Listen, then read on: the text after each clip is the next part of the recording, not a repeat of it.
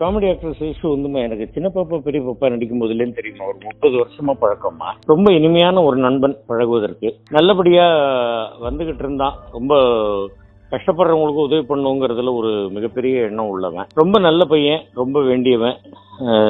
உடம்பு சரியில்லை அப்படின்னு கேள்விப்பட்டேன். அப்ப நான் ஹாஸ்பிட்டலுக்கு வந்து பார்க்கலாம் அப்படின்னு சொல்லும் பொழுது இல்லையா ஐசியூல இருக்காப்புல, யாரையுமே அலோவ் பண்றது இல்லை அப்படின்னு சொன்னாங்க. நான் இன்னைக்கு மார்னிங் கூட ஒருத்தருக்கு ஃபோன் பண்ணி விசாரிச்சுக்கிட்டு இருந்தேன் எப்படி இருக்காப்புல அப்படின்ட்டு. கொஞ்சம் கிரிட்டிக்கல் கண்டிஷன்ல தான் இருக்காப்புல அப்படின்னு சொல்லிட்டு இருந்தாப்புல. திடீர்னு இந்த மாதிரி ஒரு நியூஸ் வந்துருச்சு. இப்ப நான் அங்கதான் புறப்பட்டுக்கிட்டு இருக்கேன் போய் பாக்குறதுக்கு. அன்னாருடைய ஆத்மா சாந்தி அடையணும்னு எல்லாம் வல்ல இறைவனை வேண்டிக்கிறேன், அவ்வளவுதான்.